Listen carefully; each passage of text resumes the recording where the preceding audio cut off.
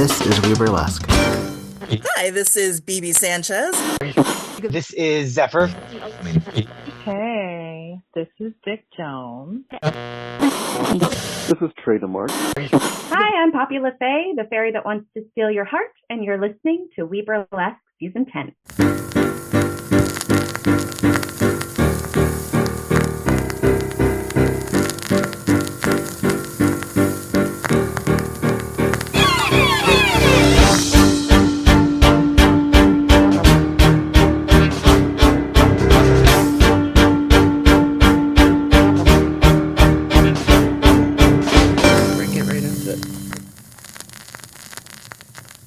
This is WEBurlesque, the podcast, and I am your host, Viktor Devonne, and through the miracle of fiber optics, I get to talk to nightlife individuals in the field of drag, burlesque, and cabaret. Today is no exception, everyone. I have Bebe Demure. Hello, hello. Hi. So nice to see you. Yeah, How you are you? too. I'm doing great. I'm happy to be back again and again and again. And again and again. So for folks who are uninitiated, first of all, how dare you?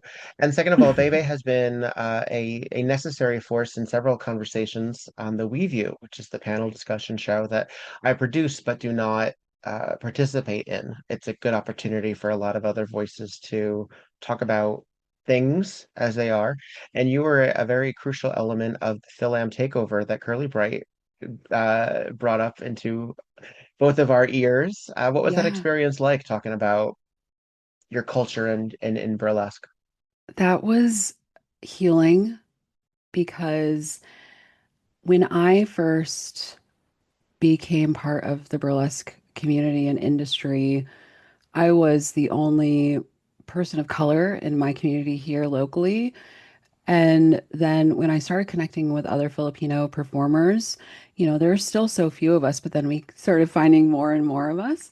So then when Curly approached me about this podcast, it was, just another chance for us to come together and celebrate us as a people within our art form, which is so beautiful because we talk about it on the podcast about how there is shame with our bodies and what we do, and that's just a trickle down from colonialism and the way that we have really just been rebels in Mm, ourselves and in a way of really reclaiming that, but then combining it with our culture unapologetically mhm. and really connecting over that. So it was really special. Well, we also, as a white people in this country, tend to sort of combine all of Asian experiences as just one Asian conglomerate. So very frequently, we also do this with Black individuals as well, because guess what, folks? Not all Black people come from Africa. and and then when you start referring to like Chiwetel Ejiofor or Rihanna as African Americans, you're sort of missing the point. So do you feel that as someone who is Asian but is in specifically the realm of Filipino, which itself is not a monolith, that you're contending with a lot of different, not only expectations of yourself, but that projected, that you're sort of, oh no, there's individuality too.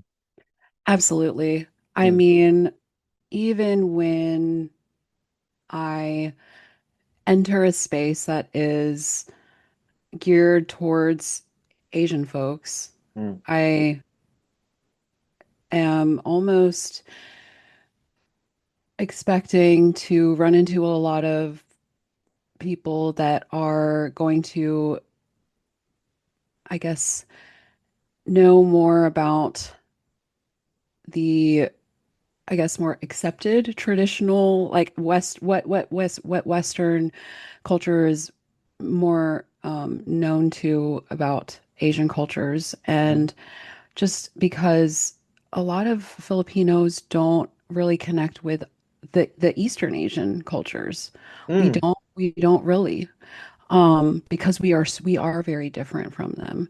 And so like I remember I felt pressured to really get into anime and like stuff like that. So it was a divergence for me to just be like, I can like anime if I want to. So like there are a few animes that I do like, but it wasn't a pressure on me to. But then yes, like I do get asked like when I get approached and they see that I'm Asian, they're like, "Oh, what animes do you like?" Like, hmm, Hmm. I I do like animes, but like I that's really annoying that that's like, that has to be the conversation starter for you. That actually is because you're a geek. It's not because you're Asian. Like it's Okay, well then clock it. yeah, I could see that being, uh that's a it's so funny because again it's the idea is that's well intended, but it's also so condescending at the same time as well. So is there I guess,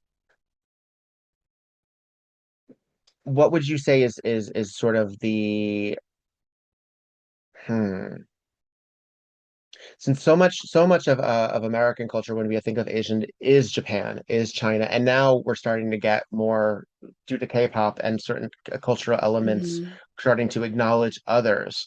hmm The relationship that the Philippines has with America is I don't think we really know a whole lot about it. Are you a first generation? Are you second generation? When did your family come here? Yeah, so I'm first generation. Okay. Uh, my parents moved here in the 80s. And I the the relationship between the Philippines and the US is very complicated. We knew that. Because right, right. And because a lot of it still is surprising to me, but also at the same time not that a lot of people don't know that the Philippines was once part of the US, like it was a US territory.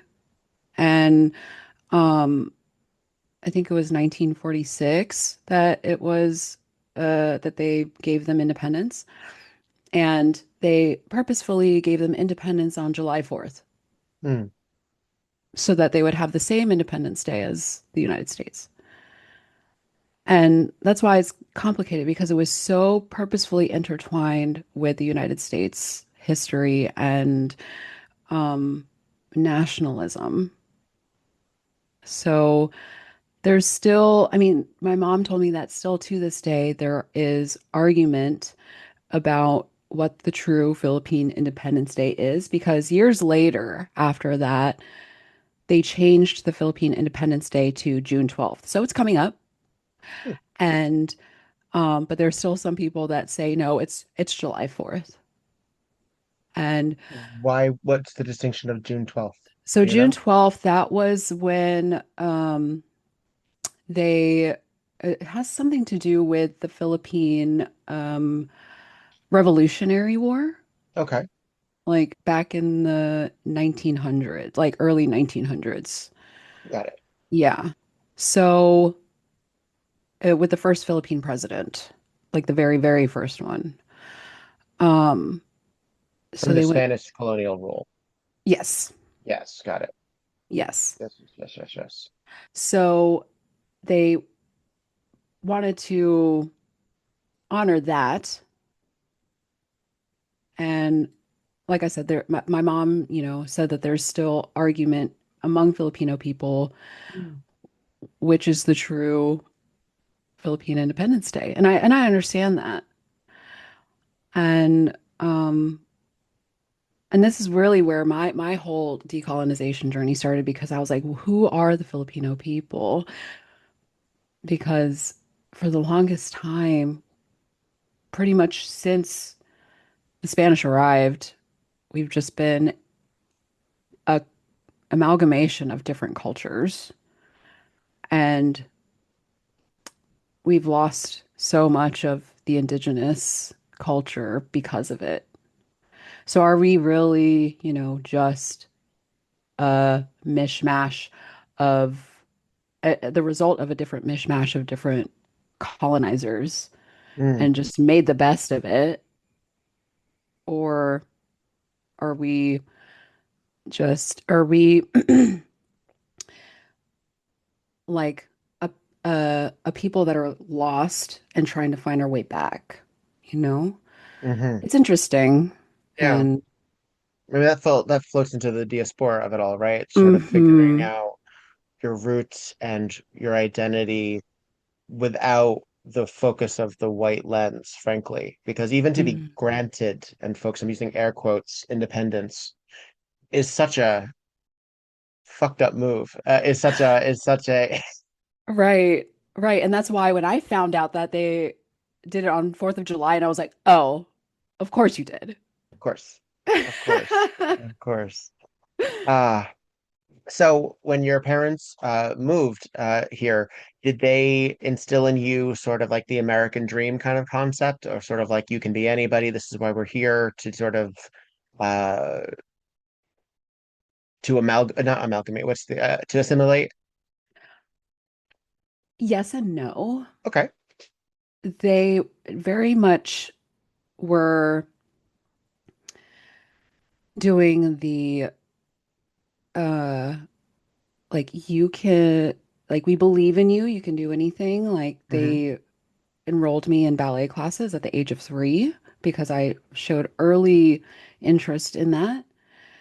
And at the same time, and I'm pretty sure I mentioned this in the FilAm Takeover podcast episodes, that there was a confusion at a young age for me when I came home, talking about my days at school, and their response was, "You're acting so American." Like that was a bad thing. Hmm.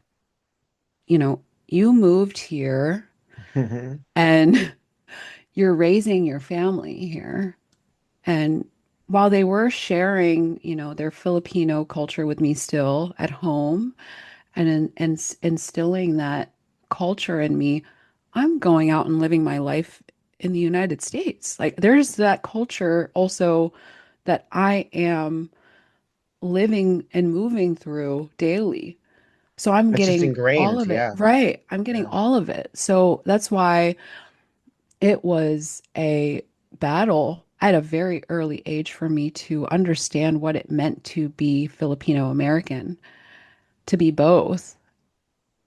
And I had to forgive myself for not embracing that, but also forgiving Mm. my parents because they tried their best to understand what they had to let they had to let go certain things that they didn't understand either, that didn't completely align with their, I guess, Filipino values, and which is why they responded that way. Hmm. Did you Yeah. feel you grew up somewhat conservative? Yeah. They they're very Catholic Mm. and we love that religious trauma. Um, I went through a year of Catholic school and I I was just not having any of it. I wasn't fucking with any of it.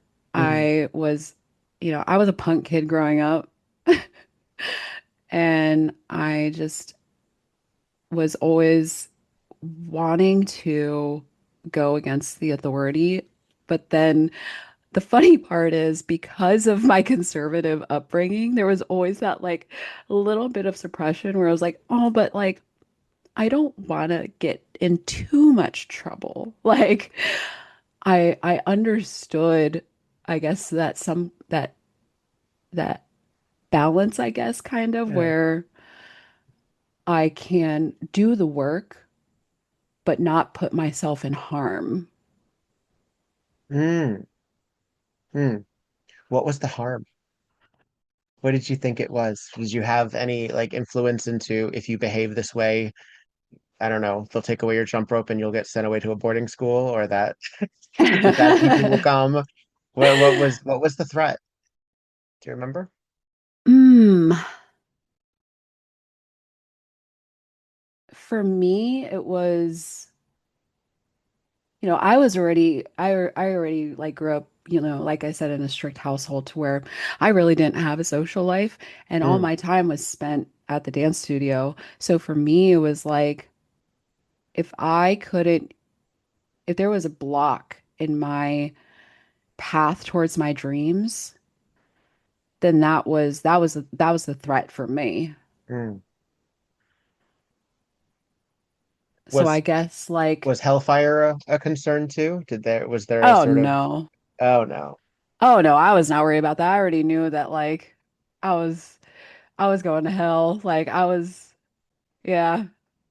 And I already had, I guess, come to terms with I didn't believe in the whole like moral system of Christianity. I was like, I know that what my beliefs are to be a good person. I don't Mm. need some threat of some person or like entity in the sky to threaten me with hellfire Yeah. to scare me. Yeah, I was raised very progressive Christian. So while I still had a lot of the same sort of rituals instilled in some like in part of the daily life, my father was a minister, but he's very Unitarian in his thinking. Very, I grew up United Church of Christ, which is very left of Christianity. But I also went to Catholic school from sixth grade through high school.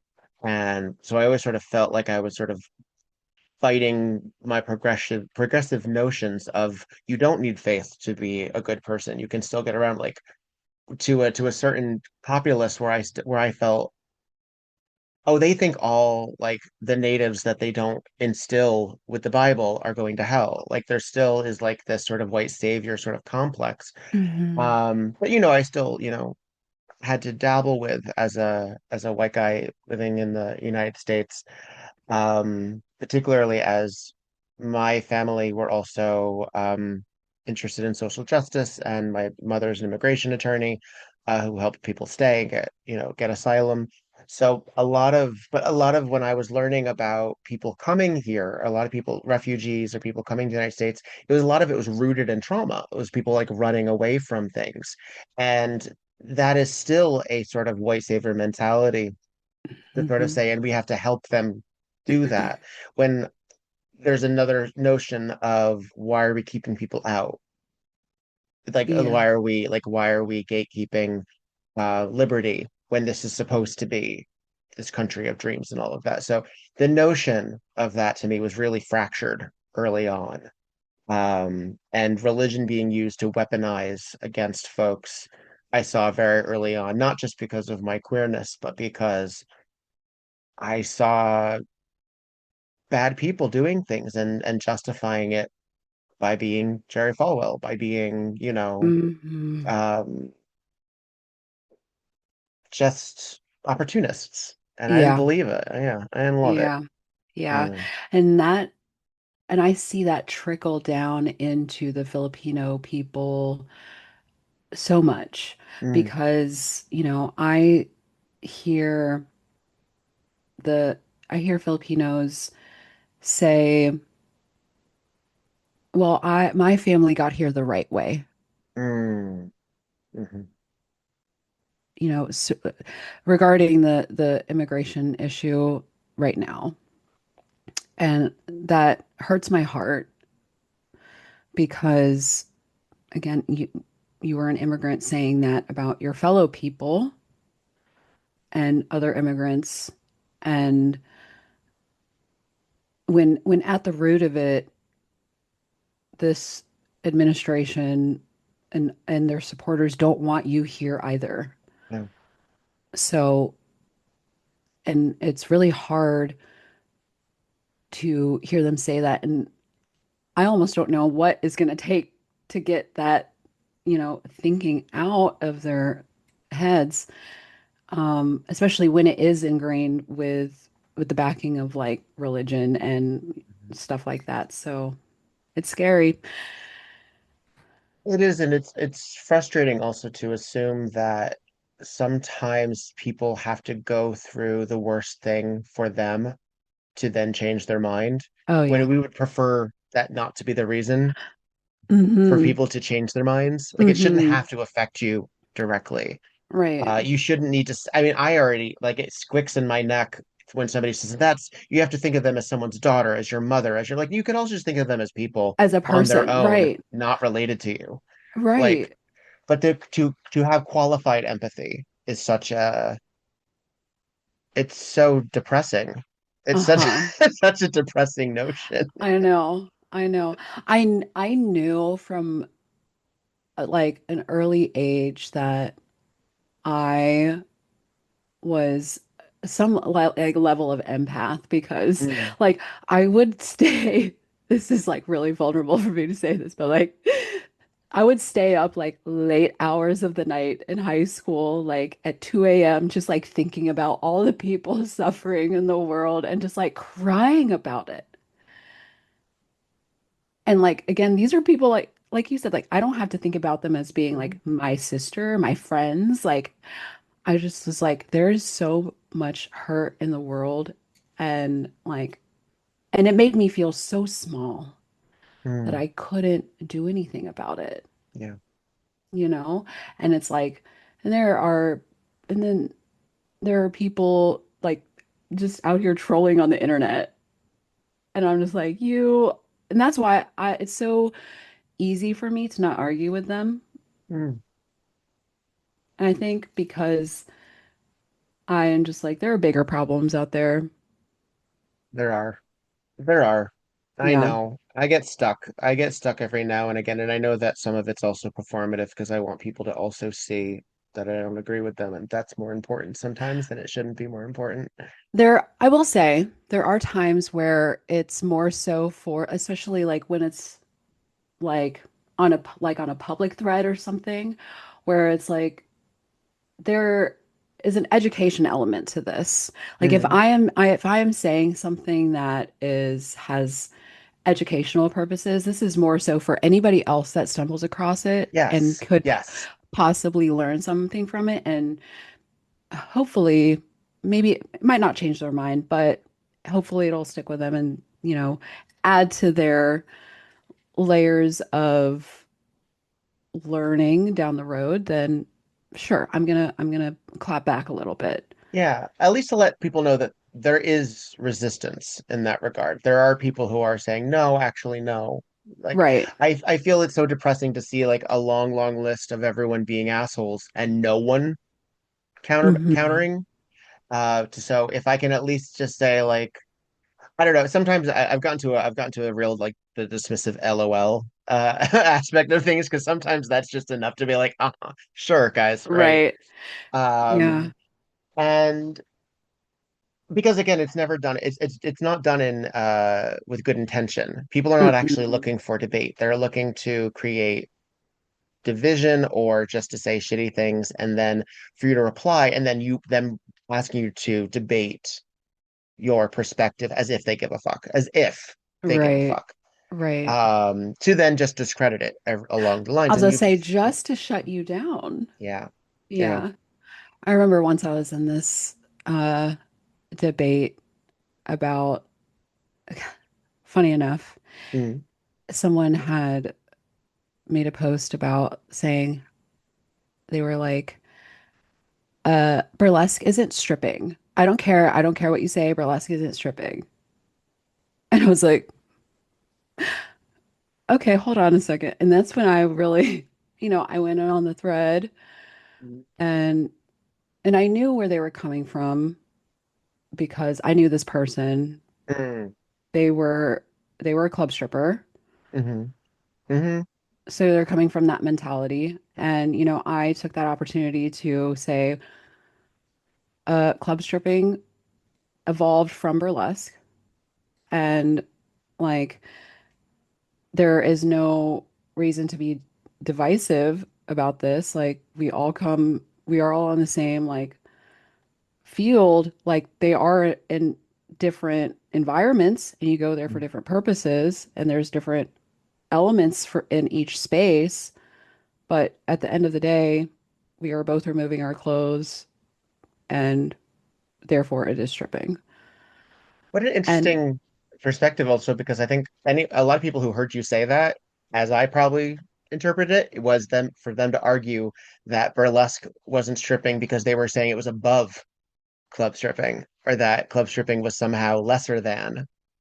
And I had to think that, like, oh no, you're twisting, you're turning me up, you're turning me up. Because so often we consider burlesque to be quote classy stripping or theatrical stripping or, artful Mhm. stripping, partially because it does remove a lot of the sex work relationship as well Mhm. as the dirtiness Right. of all that. So please go ahead. Yeah. No, I mean, and then, I was being very respectful in my responses, and this person was so set on like saying that, I was saying like we have a choice to, you know, this art form really was made out of choice and autonomy. And this person responded, well, then why aren't you stripping in the club? Because that's my choice. Like, Mm, I've done club stripping, but that's my choice. Like, I've mhm. I've chosen to do burlesque. I also know burlesque performers that do both. Yeah. Oh yeah. Like, there, it's not one is worse or better or like it's like I said, it's in the same realm and they have elements of both. And they now that like they share so much now than they did before. Hmm.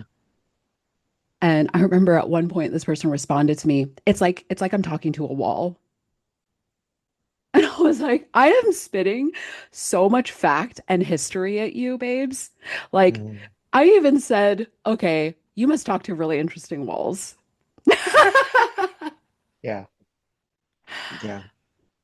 Because a wall wouldn't reply. A wall wouldn't respond. And that's the other thing too, is that analogy is flawed from Right, its right. That's why I was because like, you're okay. looking for a counter on that one. But Uh-huh. yeah.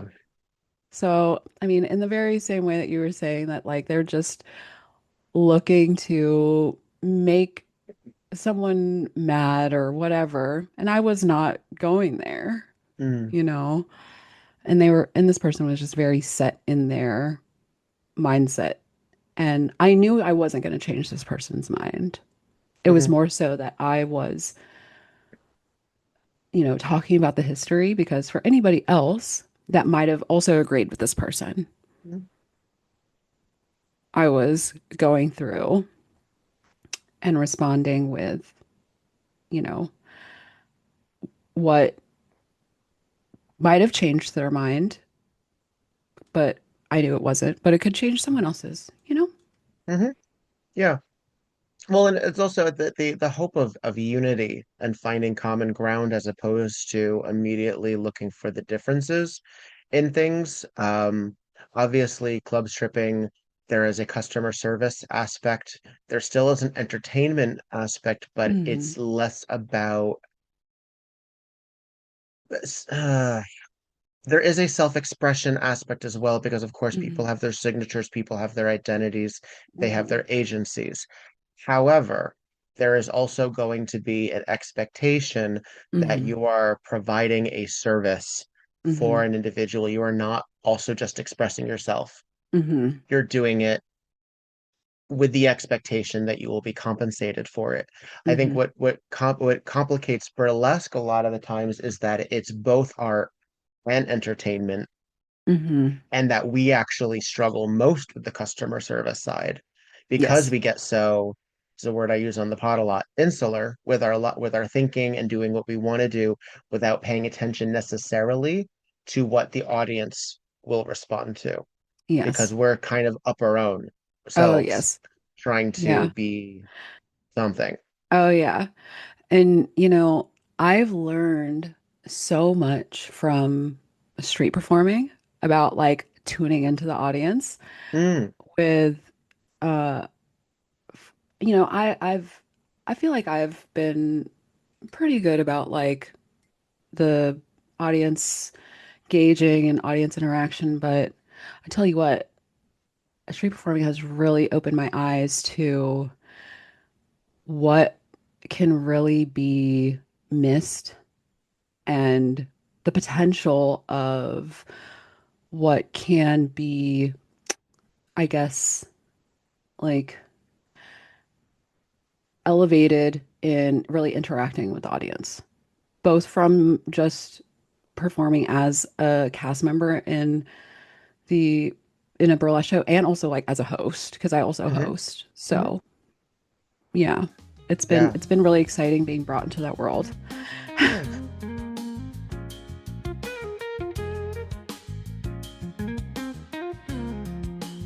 Hi, this is Viktor Devonne, and you're listening to WEBurlesque, the podcast, and I love you for it. I gotta tell you, this is still one of my very favorite things to do. I'm very happy, very proud, very honored that people download this and listen to me and a bunch of folks talk about why we love what we do. It's really great. It really, really is. And I want to give a special love to the patrons on patreon.com. Give it up for Melody, Devin, JaCourtney, Clara, Dottie, Charlotte, Luna, Goosey, Roxy, Faye, Tiffany, Jimmy, Curly Bright, Oliver, Sebastian, Alex, Bo, and Stormageddon. I had to take a breath there, people. It's really lovely. It really is really, really, really lovely. I think it's so difficult to dedicate time and make shit happen, but I'm working on it. I'm trying. Goodness gracious. Please know that you mean the world to me. And if you would like to support me in any other way that is not money, please follow, like, subscribe, share, comment, do those things, and I won't charge you for it. It'll get me further out there, and more importantly, it'll get these people that I bring onto this show further out there as well. So, mwah, be well, darlings.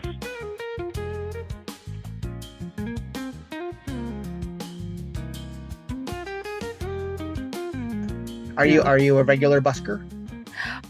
Yes, I am. Right now I do tarot readings, but my partner and I were working on a duo show, so yeah, like working on something with some magic elements and some sideshow. So Nice. When did yeah. your interest in the cards begin? I started reading for myself about like 10-ish years ago, and then I started reading for my friends, and they were like, "You're really good at this." And I was like, I mean, I guess so. Like, and I thought I was only good at it because they're my friends. Like maybe I just know them. Mm. Hmm. Like there was a bias there or something. Hmm. So I challenged myself to, start reading for strangers. And I tell you what, like I do get chills sometimes with some of the interactions that I have busking and really reading for strangers. It's really special. I'll be out on a busy street and there's this really intimate moment on my table when someone just walks by and they're like, "Can I get a reading?" And it's this quiet moment. And I always tell people, like, you don't have to tell me anything you don't want to. And the stuff that people have really opened up to me about is I don't take it for granted Hmm. because the thing about busking is that, and this is what makes it so different than like a ticketed theater show that we do. And that's why I really, really have um, a newfound love for the street theater and appreciation for the art form is that the the person sitting in my chair, they're not chained to the chair. They can get up whenever they want, whether they paid or not. Hmm. Same for any person that has stopped to watch a circle show. They could stay there for 5 minutes and they're like, I'm not into this. I'm on my way to dinner anyway and can walk away. But someone that has stood there for 30 minutes, really appreciated the show and the entertainment, they're gonna throw $20 in the hat. Even if and the person next to them, they stood there for the same amount of time and maybe all they have is $5, they're still gonna throw that in the hat because they really enjoyed the show. Like that is something that we in the theaters, like we know that's a guaranteed audience for every person that bought the ticket. And drawing a raw crowd, it is tough. And when I've seen what I've seen from the talent from a lot of the performers that I've met, just drawing a crowd from nothing, what seems like nothing, is beautiful. It is beautiful. Hmm. Are you one of the few game in town, or is there like a court area where a lot of street performers and folk hang So, out? um, my partner, he was the only one for a while, and he's kind of inspired a bunch of others in the area to start. And there's a really nice plaza where I live downtown that's great for setting up. And now we've got like a magician, another magician because he does magic, and a typewriter poet that does poetry on demand, and um, we've got a balloon artist and caricature artists and a couple musicians. So it's nice that, it brings an area to a public space to life. Yeah. And um, when you really don't appreciate it until you're walking through a space and you're just trying to get from one destination to another, Mm. and you keep your head down, and then when something catches your eye and it kind of just like it's like the like metro equivalent to like stopping and smelling the flowers. Like Yeah. It seems like such an antiquated concept, although we see street performers all the time, particularly musicians, things like that. hmm Um, but like the idea of like living statues or mimes or hmm it seems so French, seems so European. hmm And so last week I was in Las Vegas for the Burlesque Hall of Fame weekender, and it was off hmm Fremont Street, which is all it's Oh it's yeah. it's just a walk of folks getting your attention. hmm And I guess probably the closest to would that would be maybe like an old time boardwalk, you would imagine, or hmm like but it's such a cool feeling. Like it feels, I mean, I understand if people feel that it's, hedonistic because a lot of it's very sexualized. It's all of the Chippendale boys are there. You got girls in leather. You got, folks doing stuff. It's not a family friendly event, and I'm okay with that. I'm fine with Right. that. Let them go to Times Square if they want that. Right. I'm But like, you're in Vegas, babes. yeah, I like it. I thought it was really cool. I thought it was really Yeah. cool. Have you been in a place like that to see just that sort of revelry? Uh, I mean, I was in Sin City Burlesque Festival a couple of years ago now. Mm, Um, and so I wanted to go check out Fremont Street because my partner told me that that's where the buskers are. yeah. And I I mean, it was a busy weekend for me, so I didn't get to check out much, but I'm glad to hear that's what it's like. It's Oh, it was lovely. It was ah, lovely. I mean, people and amazing. people are working. People are working for those pictures with each other, for the tips, for like like they are Amazing. gunning for it. And I was Oh like, you know yeah. what? I would rather, give $20 to like the naked cowboy doing his thing than, some corporate guy over here who is Yeah. saying, so, it felt like I was a philanthropist Ah, giving amazing. shirtless men money. So Yeah. Love it. Yeah. It's a good time. And yeah. it's it's it's interesting too because I also almost equate it to like scrolling on your TikTok feed. It's Mm, like what's gonna make me stop and get my attention. But that's also another reason that now that I'm talking with the street performers, sure. they're also like, what is gonna, because attention is such an issue because of social media, they're like, we have to work harder at keeping, grabbing their attention and keeping their attention. And that is something that I'm also keeping in my conversation with them as far as like our work, because I understand that is about, you know, the uh the anticipation, that Mhm. makes, burlesque exciting. And especially when you're seeing, I've heard this commentary about a burlesque show before where it's like, it's all the same. You're just watching stripping and over again. I'm like, well, first of all, I would say that producer probably booked too many of the same looking acts. Add a little more variety. Mhm.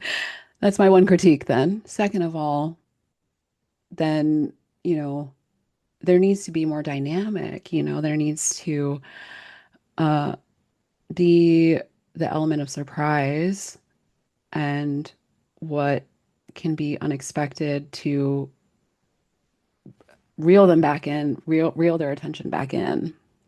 And these are Right. things that I'm I'm taking notes from these street performers. Well, I mean, the improvisation aspect alone is crucial because to be able to even doing the exact same act with the exact same perceived choreography and the exact outfit, if you're doing that in front of different audiences and you hear responses or you see responses that are different show to show or or occasion to occasion, that in theory will give you a way of knowing how to then further proceed.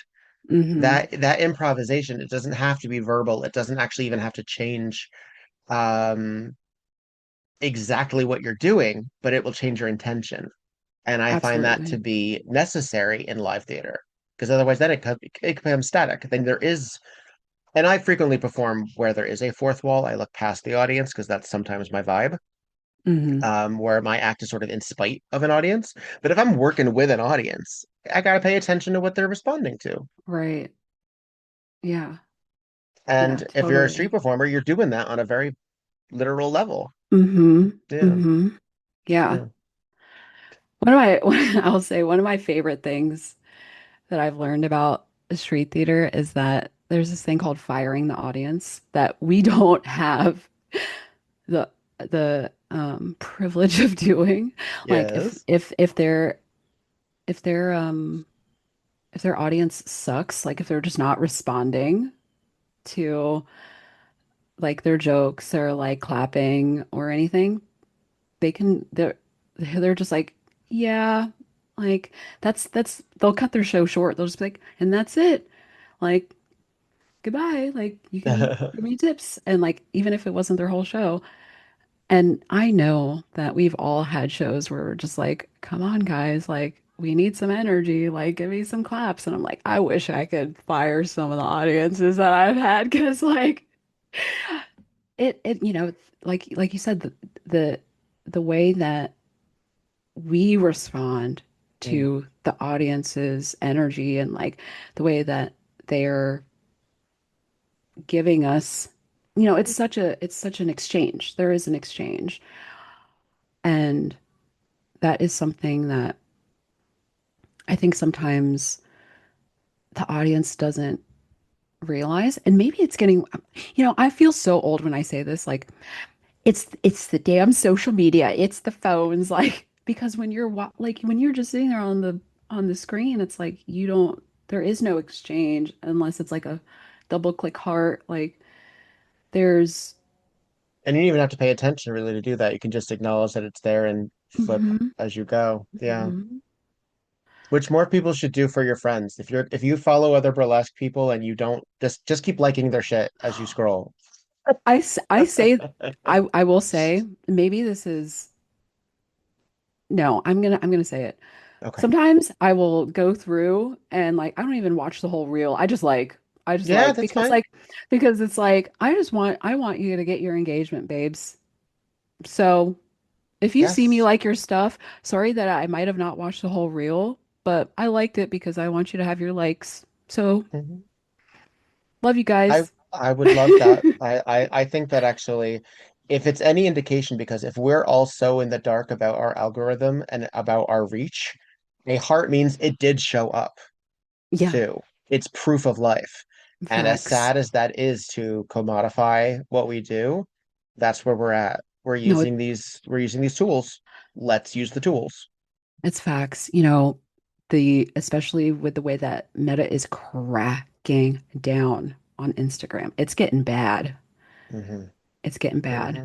Like I have friends that are like OnlyFans creators and they are doing sweeps on the daily, just shutting down Instagram pages that have thousands and thousands of followers and they don't give a fuck.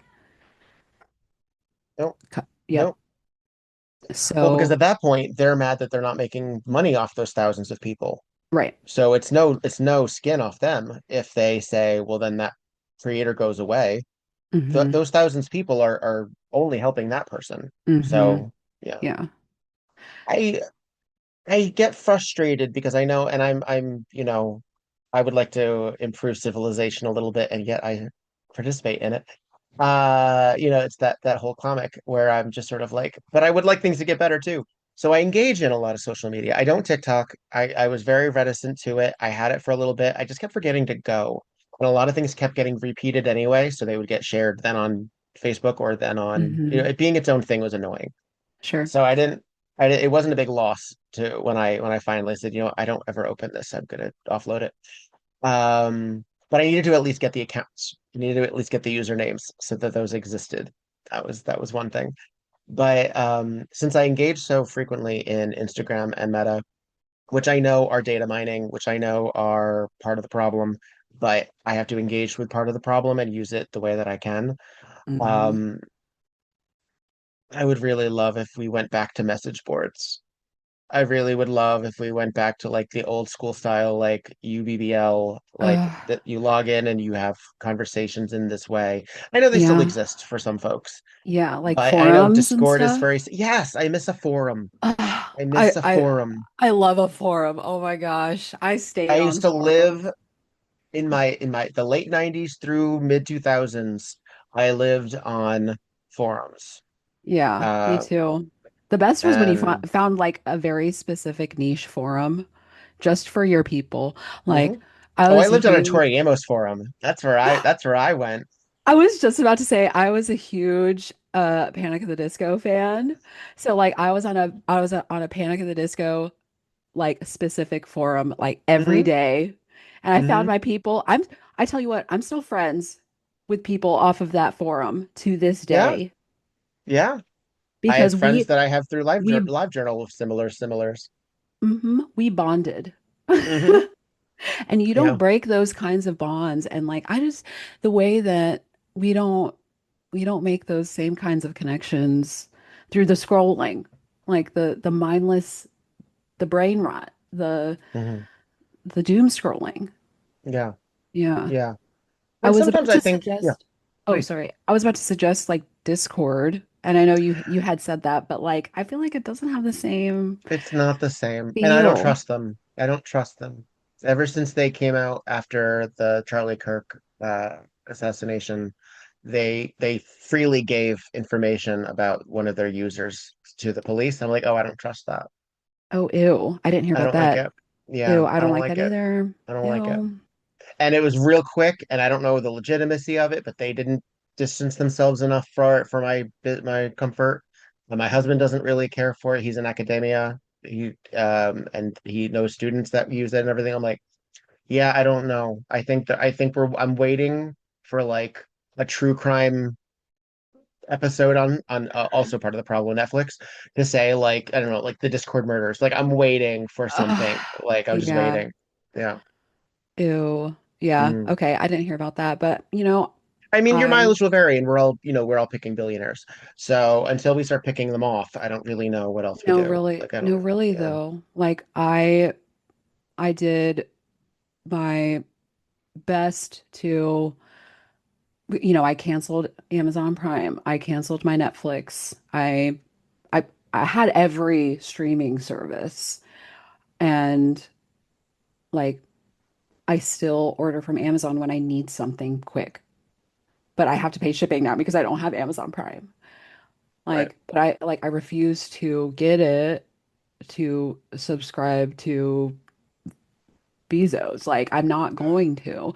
Yeah. And it's just it's difficult. Hmm. They've cornered us. Yes. Yes. And I was talking to another friend about, so I do a Murder She Wrote podcast called Tonight on Murder She Wrote. Check it out, folks. And what my co-host Petra and I do is we go on Zoom and we put it on my screen and we screen share and we just talk about while we talk for each episode. And it just left Tubi. And that was so frustrating to me when a global phenomenon, even after 40 years, is like Murder, She Wrote is off Tubi and is not available somewhere right now.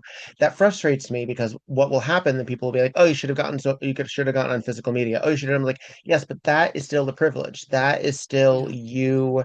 Like, when was the last time you bought a laptop that had a DVD drive?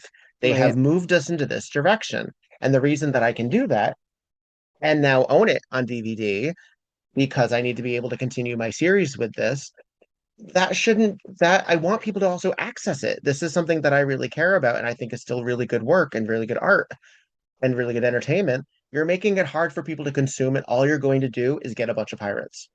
All you're Yep. doing is sending people to Pirate Bay. That's all you're doing. Right. It shouldn't be that difficult. It drives me No. crazy. It drives me Yeah. crazy. Yeah. And that's like, like a major CBS production.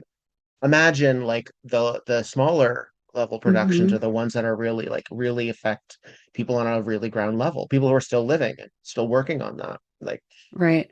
so depressing. And when and and when you read the fine print, like if you actually buy a movie or a show downloaded off of Amazon or Apple TV, whatever, and you download it, you don't own it. No, you don't. You don't own it. They can take it back whenever they want. Hmm. Hmm. And you That know includes, where we learned that from was the gamers because people were I was just saying noticing.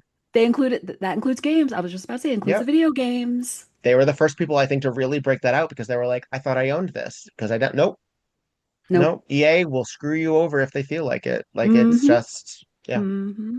Hmm. And Yep. that includes patches, that includes updates, that includes anything. Uh-huh. And it's so like, oh no, this should be just like a physical thing out of the box that just lives like that. Nope, No, no. no. So I find that so frustrating, especially when it is like, I just want to enjoy something. I just Mm. want to like, I I should have access to Alexandria's library, whenever the hell I want. If you're gonna realize the fact that we have data centers sucking up our water, at least put all of Warner Brothers in one place. Like, give me Right. something. Right. And that's the other thing that they're really cornering us on is the Yeah, data.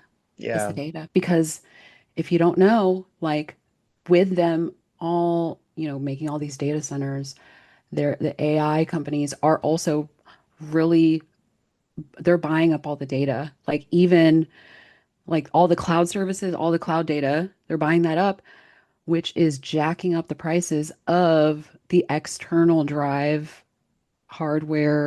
Hmm. hardware prices. So, like if you need your to back up your data, like back up your your axe on external Hmm. hardware, like better go get it now before those Get prices a go up. brick. Yep. Yep, Yeah. because the AI companies are owning the cloud data, and I'd rather have it on physical than lost somewhere in the cloud.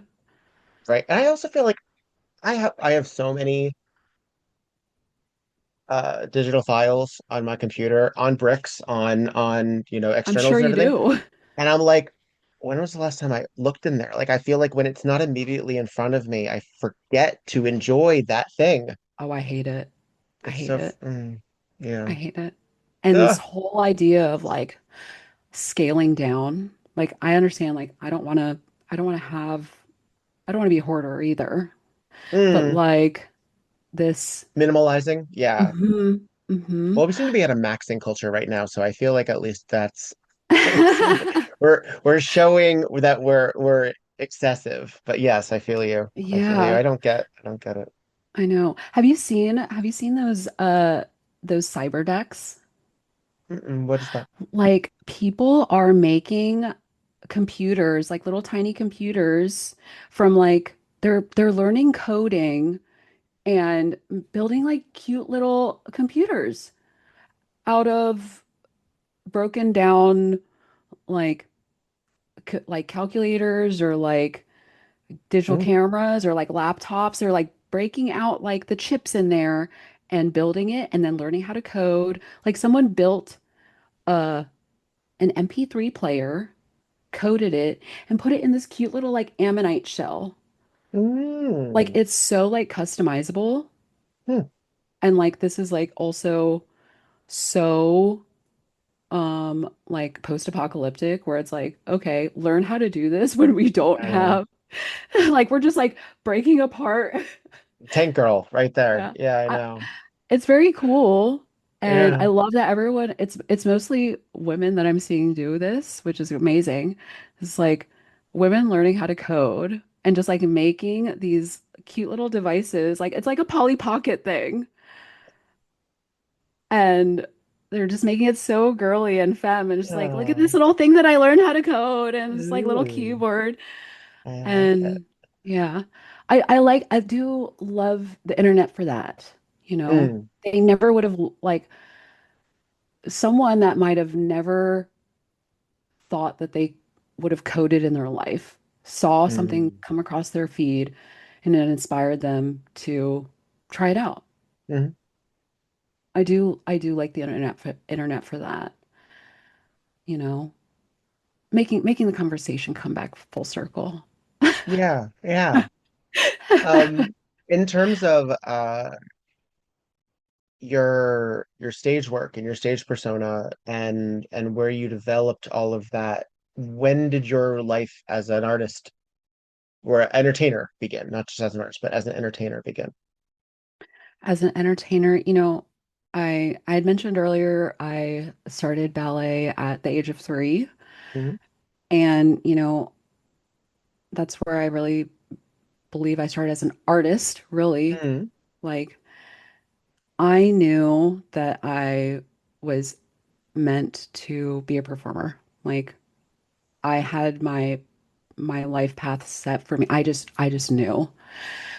And because I'm not cookie cutter ballerina like body type, I Mm, already knew that I had to make my own path somehow. And as I was like leaving high school, I had to figure out what that path was. So I was like, could I be a Broadway dancer? Could I work on a cruise line? Could I go into commercial dance? You know, I was opening up my possibilities, even though I wanted to be a classical ballet dancer so badly. I did make it to a ballet company for a couple of years. I was a trainee with Rich and Ballet for 2 years, and I got injured. It wasn't a career-ending injury, obviously, but it had me sitting on my ass, like thinking, like, okay, I'm not in the ballet company. Now I have to pivot again. Maybe I have to think about those other options that I was thinking about before. And, you know, the stage was calling. I had heard about burlesque while I was in Richmond from my cousin Saffron. yes. And Saffron, who appeared on the WeView, one of the hmm elements. Yeah.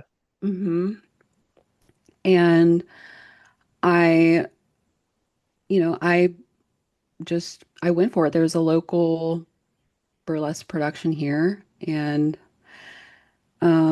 but before that, actually, when I was in Richmond, I had entered nightlife as a go-go dancer.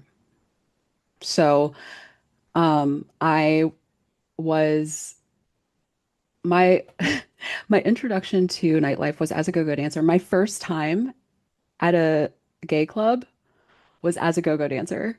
Yeah. So my first experience in a gay club was as the entertainment. Uh-huh. So it was really it was like my a lot happened for me that year Mm. because that was also when I really accepted myself as being bi. Like before that I was doing the whole thing of saying like I think girls are pretty, but I'm not like I don't like them like that. And when I was when I was working in queer nightlife, it really does when they say that when you're surrounded by people like you and Mm. that accept you for who you are, Mm. it really does make a difference. Yeah. It does. And I was like, yeah, I like girls. Yeah. Yeah. Yeah. Yeah. Was Um, this essentially a co-ed gay club that you were that was marketing to both, or were you mostly yes. working with? Okay. hmm And I was I was like dancing up on the VIP like the box like next to the VIP booth and uh while it was co-ed like it was open to Everybody. everyone. I I never made as much tips as the male dancers. Well, I know. I know. But it was really cool, Like I said, it was my introduction to nightlife and I got to I was also I had gotten into EDM Mm. and I got to dance for an EDM vocalist that performed at the nightclub, Winter Gordon, who like I was a fan of like a couple of her songs and I was like, "Oh shit, she's performing and I get to dance for her." It was cool. I was like, this is something that I could really get into and then I got into burlesque and it's really opened up more opportunities for me as far as entertainment and the way that I can showcase my talent and the skills that I have and the technique that I have and confidence in my, I guess, years of experience on stage too. And something that I felt like I relied on a little bit too much, I will say, when I first entered burlesque, I was like, okay, like I have a lot of experience in ballet. Like I got this. I'll be really good at this. And I will say that like talking to other people that have ballet backgrounds, theater backgrounds, I get this feeling from them too, especially if they're new to burlesque. They're like, I got this, like it's gonna be easy for me almost. I I was so humbled. I will say I was so Mm. humbled. We are self-made artists. Like we do everything ourselves, and it is both uh difficult but rewarding at the same time. It's creating our art from an idea, from a concept, and getting to share that with the world.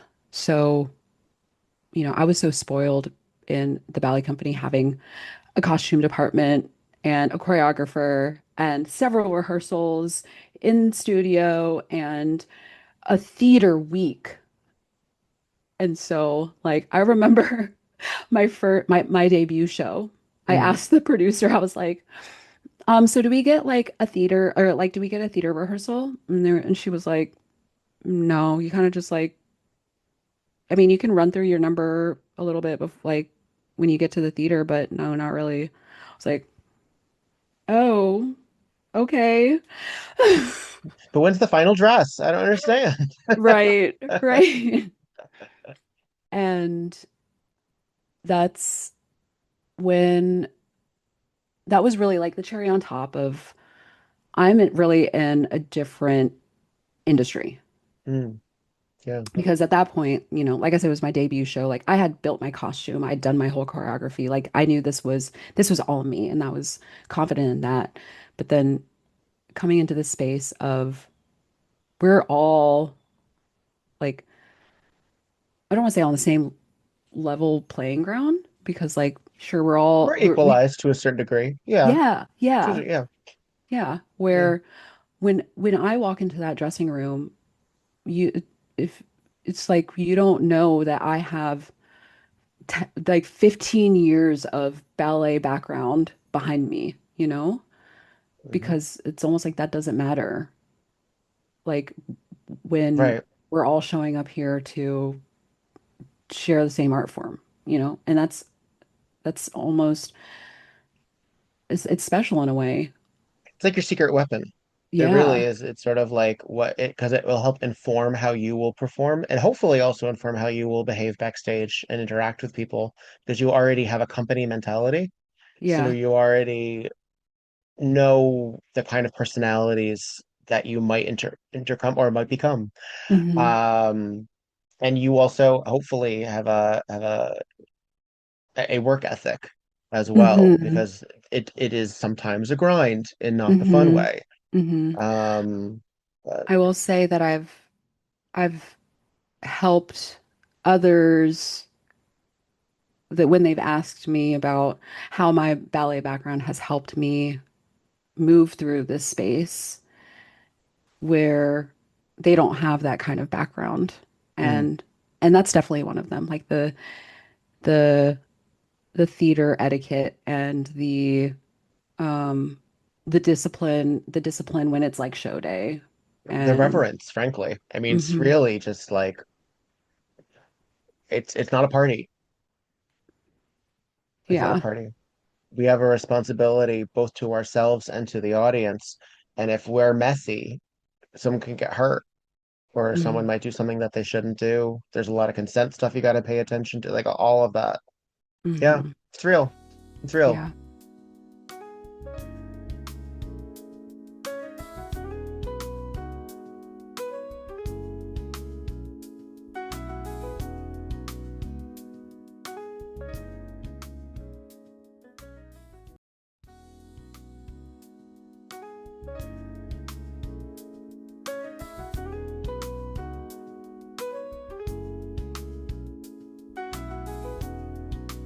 Hey, this is Viktor Devonne, and I like socks. I've always been very open about my appreciation for the fabric that goes on my feet, and I want you to enjoy them too. Please go to footclothes.com, look at the variety of fabulous novelty socks that do not suck, and indulge. You can get 10% off now with the name Viktor Devonne as a promo code. That's VIKTORDEVONNE. Put it all together, no spaces, and enjoy.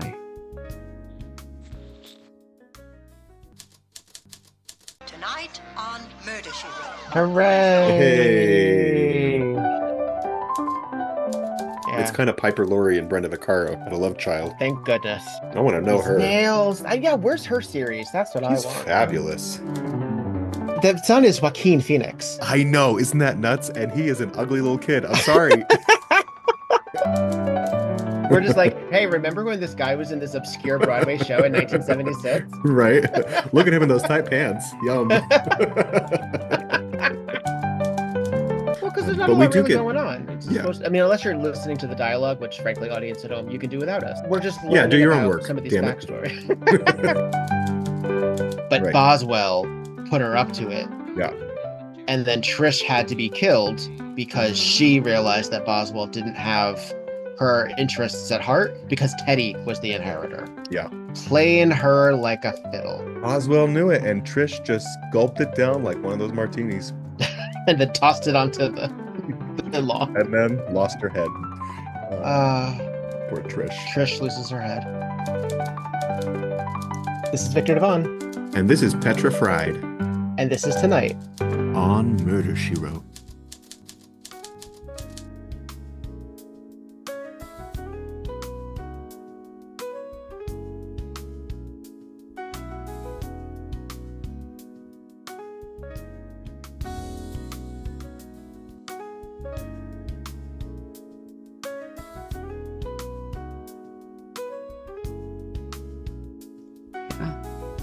What was the first act? May I ask? Do you remember?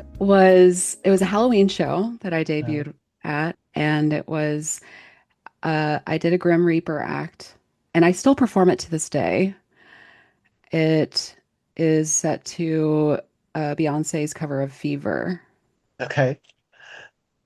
Yeah. And I do like I paint my face like the whole skull makeup, and it's very fussy. Ooh. Yeah. And it was um I think the best feedback that I got was from my cousin Saffron was like, this is still very burlesque, but it's unexpected that like you're coming out here in like this like Grim Reaper thing and then you're doing Fosse. I love it. And I'm I like, love juxtaposition in burlesque. Love it. yeah, and I'm like, okay, I thought this was like this was done, but okay, cool. You're just Like I following the said, cues in your head. Yeah. right. And that's when she was like, "Oh, you're gonna do great. You're gonna be great." And like I said, I still perform it to this day because it is it's still very um true to me. And like I know a lot of people don't perform their first act, but it means a lot to me. And um what was it? Last year or the year before, I upgraded or revamped the costume since the first time I performed it, and that was really exciting for me. Yeah. Hmm. What is your style usually? How would you explain what type of burlesque or what your the thrust of what you put acts together in? I so my tagline is the tease of the Twilight Zone. Yes, it is a reference to the TV show, um, because I love the TV show and Rod Serling is daddy. Oh. And but I I took that as inspiration because it's almost like every actor you're going to see is different, but it is rooted in a uh, a structure, and I guess that structure is my ballet technique and my poise and confidence on the stage. But then there Mm, is some twist, some kind of unexpectedness, some surprise mm, element, like like the skull makeup or like um you know the lately I will say lately I've been leaning more into comedy, some comedic element where I have not been very confident in that. I never thought of myself as a funny person, so like I'm really mm, challenging myself in that way. Um and like you said, the juxtaposition. I'm really leaning into that as well. So I like to call it my uh like comedy camp era where like I am making very classic burlesque silhouettes, but then having a like comedic uh like theme to it or something. So mm, I don't know if you've seen pictures of my Garlic Queen act. mm, I have an act where I am a bulb of garlic, mm. and that really just stems from my love of garlic. I fucking love garlic. And yeah, I peel my cloves off. Mm. Uh-huh. So zesty and flavorful. And yeah, so it's very again, classic burlesque silhouettes with a headpiece, with the feathers are the garlic scapes. And but it's silly and hyper exaggerated. Yes. Yeah, and I love it. And I feel silly doing it, but that's what makes it fun. The art of ballet, I would not personally equate with a great deal of sensuality per se. Um, how was your, I mean, starting as a go-go dancer probably helped bridge that gap, but how was Mm. it being sensual or sexual or vulnerable physically on stage? How were you able to get to that pretty easily? Yes. Honestly, yes. I will say, um, from something about like I always idolized these icons, I these sex icons. I don't know, um like Carmen Electra. Hmm. And I always wanted to be her, whoever the it girl was. And even if she was hypersexualized.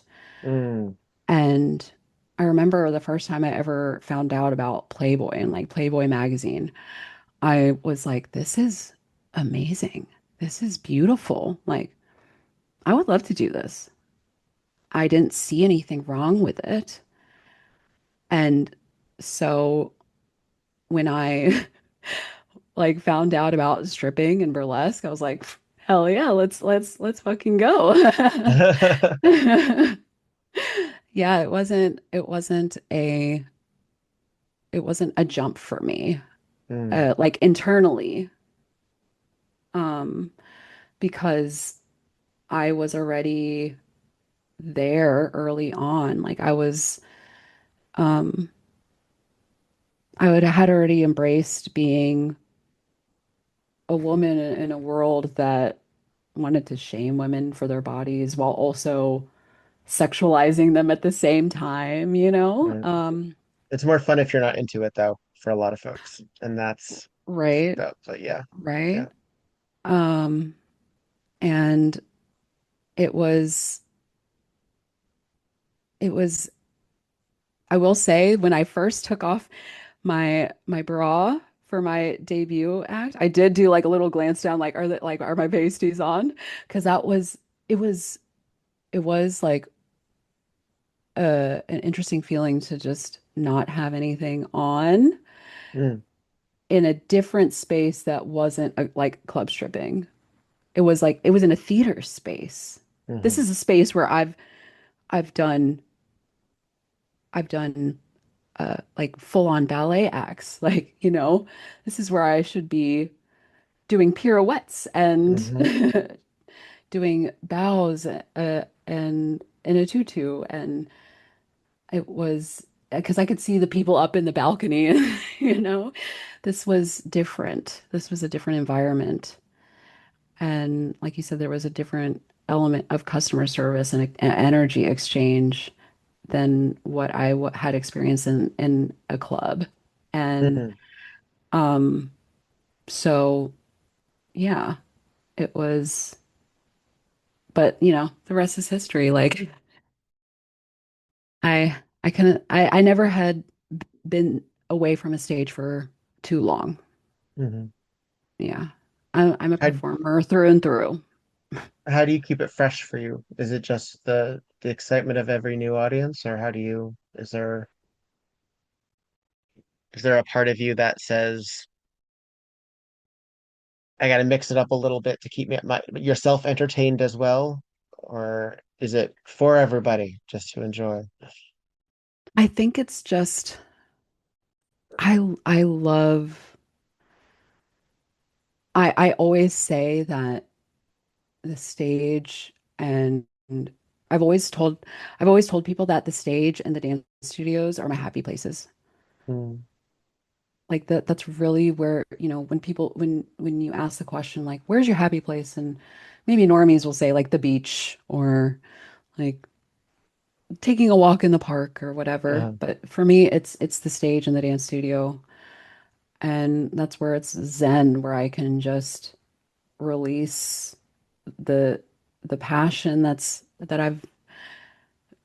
I had from the very young age. like that I've really when I said that I set my life path out, this is where it's always been going on and it's still going. Yeah, And it's diverged into different avenues like the busking and um it's the burlesque because it was a divergence from the classical ballet, but it's still on the same route of being a performer. And it's it's still been fulfilling in the same way. absolutely, absolutely. And tickling that creativity and inspiring seeing other artists. And when I do feel like I'm getting in any kind of like rut, I it's important for me and I think in my opinion for everybody else to connect with other artists and not just within our industry. And I think that's why it's been so inspiring for me creatively to branch out to the street performers because there are different types of street performing. Like you said, there's the miming, there's juggling, there's um one of the unicycling and For sure. all Any kind. apparatus, sword Hmm. swallowing, fire Hmm. sometimes. Yeah, all kinds of stuff. Yeah. Hmm. So That gets into the sideshow element too. Like a lot of that exactly. sort of, yeah. Yeah. And Mm. there is the crossover again of like how can we make it a memorable and exciting experience for our audiences. It's a very And giving perspective. yeah. It is. I mean, not to suggest that performers are all inherently selfish, but there is a selfish quality in performing, at least in terms of what we get from it or how we want or how it's self-expression. Self-expression is self. I mean, you're Hmm. putting yourself in that way, and to also be really concerned with, not worried about, but concerned Hmm. with how audiences will appreciate that. I think is an excellent trait, and certainly one that shows a real reverence for the form. So I think that's really cool. I think it's Oh, really neat. thank you.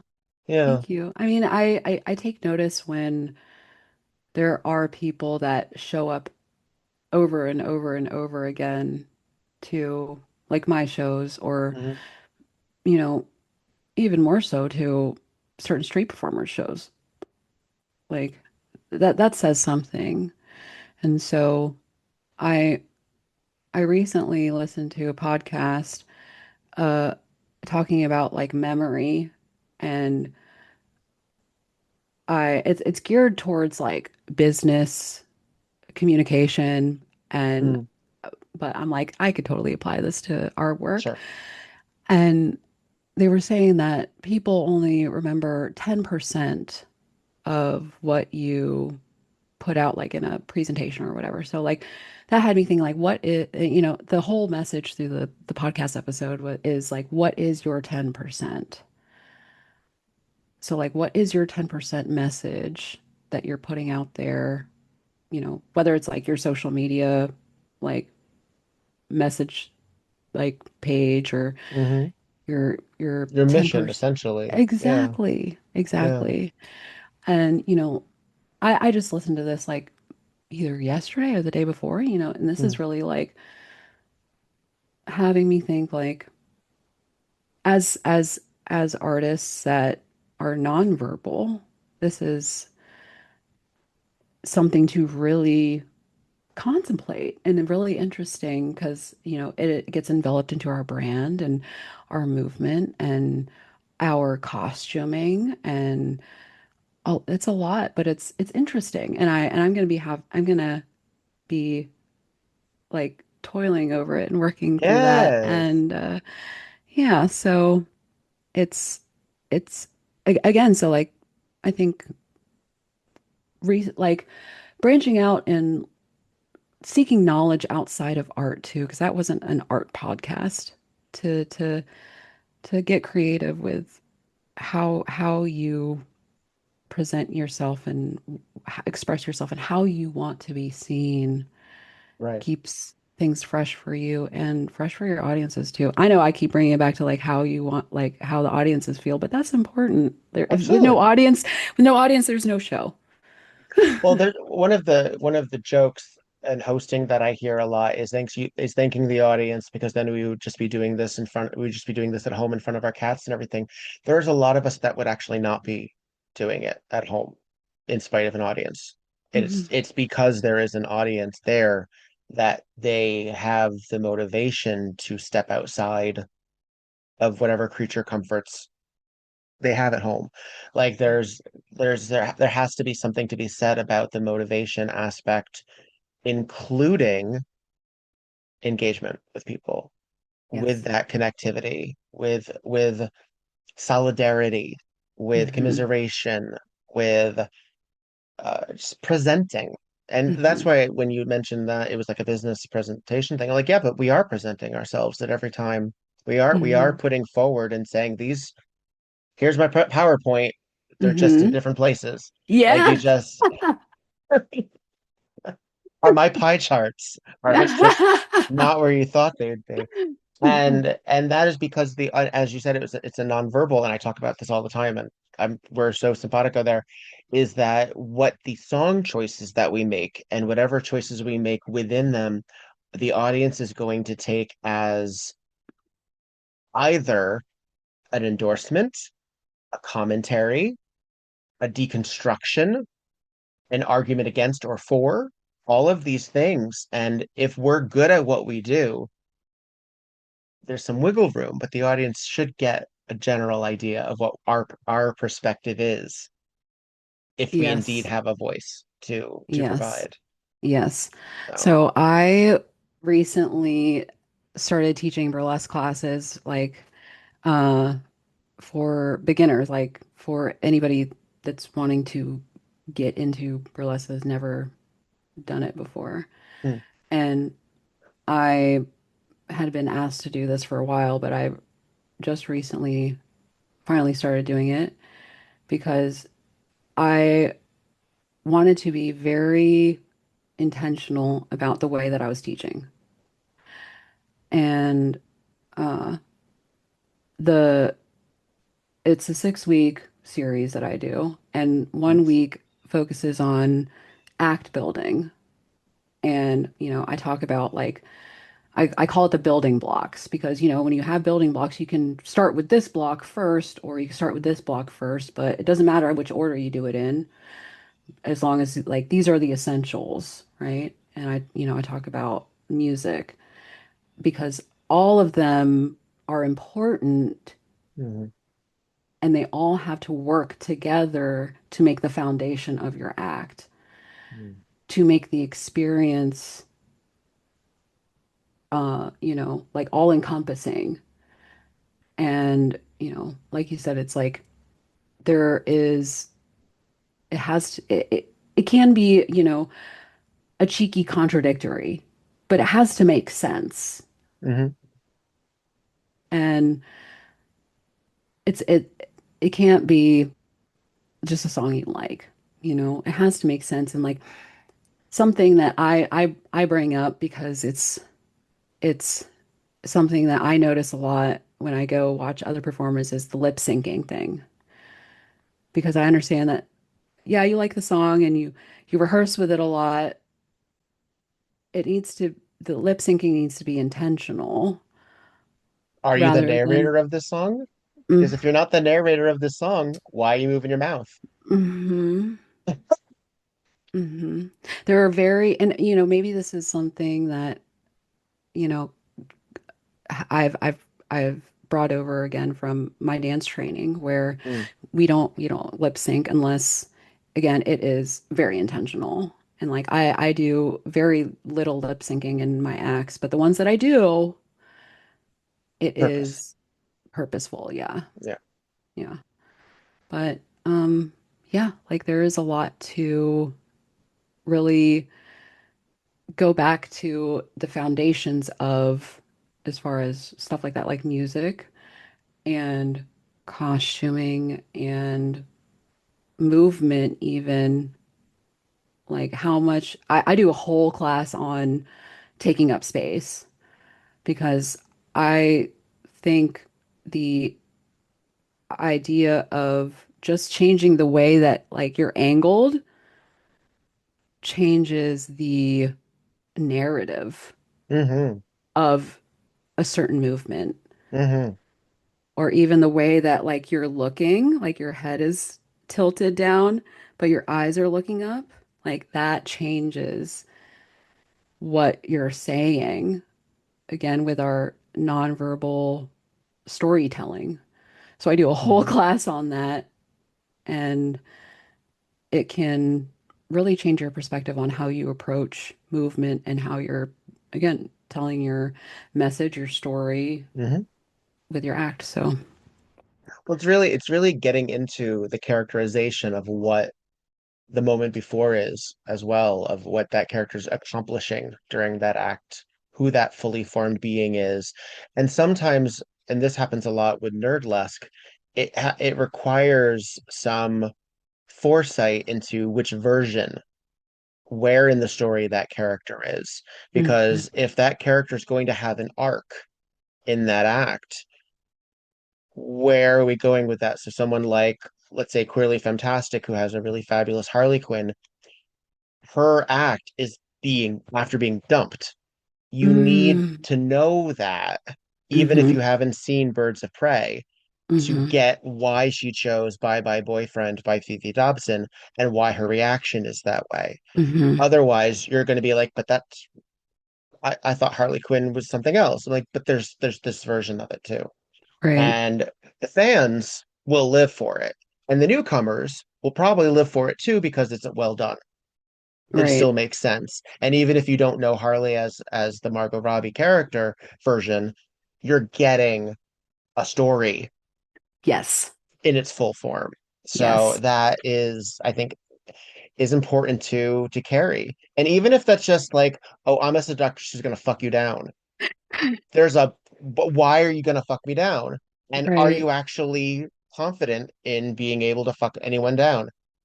I've seen my share of dominatrix acts where no, that person's not going to fuck anyone down. Bless them. Oh, Bless them. oh, Bless oh. them and their Spencer Gifts whip. But, you know, Yeah, yeah, yeah. sometimes it's not in all of us. It's not Right. Halloween. It's not Halloween. It's not a costume party. It's No, theater. So if right. you're not going to take on, and sometimes that's fun too, because you can deconstruct that and play with that too. Fun, fun, fun, fun, fun, fun, fun. Hmm, Let's enjoy hmm, ourselves. Sure. hmm. But if you're going to come in with purpose, Right, you got to come in with purpose. And right. I've also seen funny acts where that person thought they were being dom, but the joke was that they weren't. That that's the That joke. That's the and that gag. requires so much work. I That was gonna say that's requires almost harder. so much work. Yes.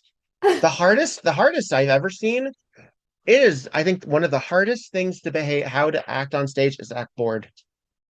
To act like a bored showgirl on stage requires some of the most precise choices because otherwise you just look bad. Oh my gosh. But that's so funny that you say that.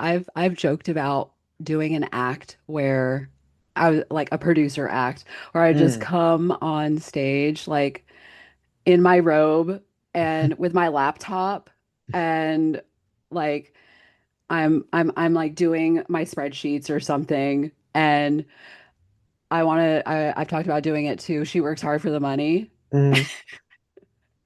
Are you distracted by you have to keep working, but you also have to strip, but you also have Yes. admin work to do? I love Either that or I've talked about having people take off the clothes for me because like I'm like on the it. phone and I'm like, Executive. Ooh, I love it. I love yeah. it. I love it. Yeah. Um, Uh, that's fun. Yeah, I really do believe that it is a theatrical, it is an acting element. And while club stripping certainly, just to tie it back to that discussion that you were having with yourself, evidently, right. like talking to a wall, uh, is that there is more flexibility. So let's take it. Let's use it. Since we Hmm. have that ability to play with the audience and we have the time to convince them and we have the ability to take them on a journey that they're not necessarily expecting. Take advantage of that. Hmm. because there are other folks out there who don't have that ability because there are certain roles that are expected for them to make the coin that they need to make. Hmm. And not to say that they don't enjoy it, not to say they're not excellent at it, not to say they're not excellent at improv, but there are certain parameters that we Hmm. get to play with. Let's play with them. Right. Play Right. with them. Yeah. And we don't get to Absolutely. do that as, a graffiti artist has to work with a very different mindset than someone who paints houses. Like Right. it's might as well work with that then use that, then Yeah. use it, then use it. Yeah. Yeah. Exactly. Well, it's a pleasure to just barely scratch the surface with you. I love chatting with you Oh my about. gosh. I could keep going on and on. I know, but you know what? What I'm gonna do is I'm gonna save you up for some of this for the music that made we, because I want you to think of 10 songs that relate to the story of Baby Demure. I want you to Ooh. come up with 10 songs for your soundtrack, and then we're gonna talk about them. That's what I would Ah, love you to do. So think on stop. that. Cook on that. Cook on I've that. been told that like I make the best playlists. So Oh, there you go.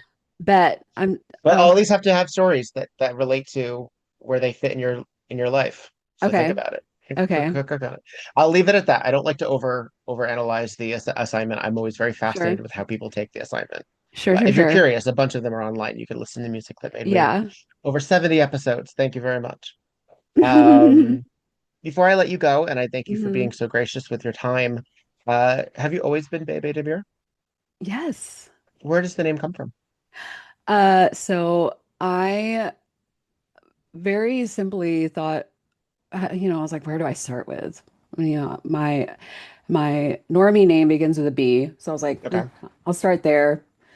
And I was thinking of something like cheeky because I've always been told that I have a baby face, that I look younger than I Mm. actually am. And so I was Yeah, like, I would oh, not okay. presume to guess. I have absolutely no idea. I'm 32. Oh, there you go. Yeah. So I was like, okay, baby face, like baby. Uh, There you go. And then I one compliment or piece of feedback that I've always gotten throughout my dance career was that I like my energy always takes up a stage, and then when I go and talk with audience members, they're always surprised at how small statured I am, let me see. and because I just exude that Mm, much energy, and yeah, they're just like, oh, you're shorter than I thought you were. And I'm like, this is how tall I am, or how short I am. So I kind of wanted to do a play on that where I am not demure. mm, My performance quality is not demure. mm, So I'm not what you expect. And that is also a play on the expectation of me as an Asian American woman, the model mm, minority thing, how I'm expected to be quiet mm-hmm, and submissive. Interesting. So, and the baby also plays into that. So my name really is opposite to what you would expect from me as a performer Yes. and my personality and who I am on stage and talking to me. But yeah, I think that is again what is also indicative of my performance quality. There's a twist, there's a surprise, and you just never know what to expect. I keep you on your toes while I'm on my toes sometimes, but Oh, good call. Good call. yeah. We love a contradiction. Yes. Um, so cook on those 10 before we say goodnight. And again, I thank you. Tell the folks they can keep in touch with all the things you have going on. Yeah, I'm all about branding. I made it easy for everyone at Bebe Demure on all the platforms. Bebedemure. Perfect. Yeah. Is there one that you find a little bit easier on your usage? Instagram. Yeah. Yeah. Yeah. It's all the devil, but yeah, I Instagram's know. And I know. we were just talking about it earlier, but Yeah. that's where I'm at. I have like 7 accounts. I'm not judging. Oh yeah, no. It's part of the belly of the beast. Find me there. Yes. Yeah. Let's connect. Let's talk. Remember, when you see something, heart it, even if you Yeah. don't watch the whole thing. That's what I'm saying. Well, thank you so much. Be well, Thank you, thrive, Victor. This was amazing, and as always. yes. And thank you Love again it. for your contributions to the WEView. I believe in not only that children are our future, but that we are sort of commanders of our own personage as entertainers. Like no one's going to know what burlesque is unless we tell them. Absolutely. And from your perspectives, as part of especially something as unprecedented as FilAm Takeover, which Hmm. the fact that we have 16 Filipino burlesque performers talking, uh, spectacular, It and much love was to Curly for that. amazing. Yeah, and it's been, I've gotten a lot of, uh messages about it and like, Great. yeah, so Great, great, yeah. great. Yeah, folks, also keep in mind that if you follow this pod and you like me talking to these folks, go follow them. Go like them too. Go see what their stuff is. I mean, we're international really, so it's hard to keep up with everybody, but let's use the technology that we have if we can Yeah. until they take it away from us. Right. Well, darling, thank you so much. Thank you. Mwah. My pleasure. Mwah. Bye-bye.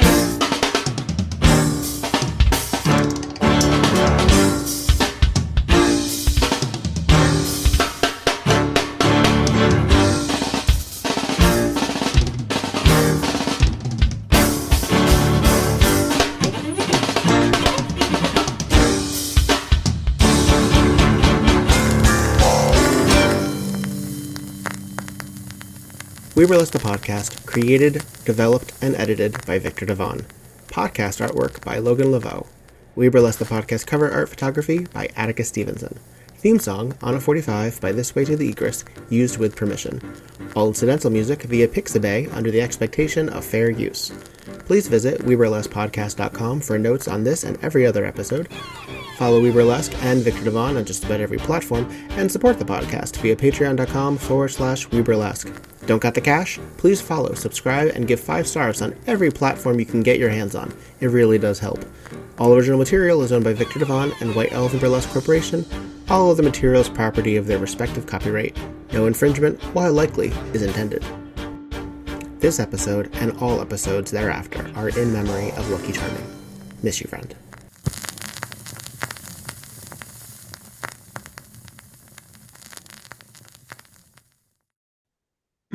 And that's it. Woohoo!